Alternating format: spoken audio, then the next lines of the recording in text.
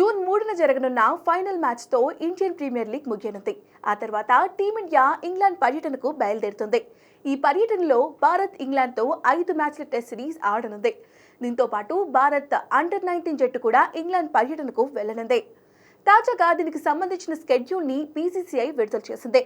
ఈ పర్యటనలో 5 వన్డే మ్యాచ్లు, 2 మల్టీడే మ్యాచ్లు ఆడనున్నారు. ఇందుకోసం 16 మందితో కూడిన జట్టును ప్రకటించారు. ఈ సీజన్లో చెన్నై తరపున బరిలోకి దిగి అద్భుతంగా రాణించిన యువ ఆటగాడు ఆయుష్ మాత్రేను జట్టుకు కెప్టెన్గా నియమించారు. రాజస్థాన్ రాయల్స్ తరపున భారీ సెంచరీ చేసిన వైభవ్ సూర్యవంశీకి కూడా జట్టులో చోటు కల్పించారు. జట్టులో 16 మంది ఆటగాళ్ల పేర్లు ఉన్నా అందరి దృష్టి ఆయుష్ మాత్రే, వైభవ్ సూర్యవంశీలపైనే ఉంది.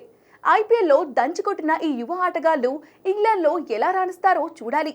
కాగా ఈ ఐపీఎల్ సీజన్లో వైభవ్ సూర్యవంశీ మొత్తం 7 మ్యాచ్లు ఆడి 252 పరుగులు సాధించాడు. ఆయుష్ మాత్రే 6 మ్యాచ్లు ఆడి 206 పరుగులు నమోదు చేశాడు. కాగా జూన్ 24 నుంచి జూలై 23 వరకు సుదీర్ఘ కాలం పాటు భారత జట్టు ఇంగ్లాండ్లో పర్యటించనుంది.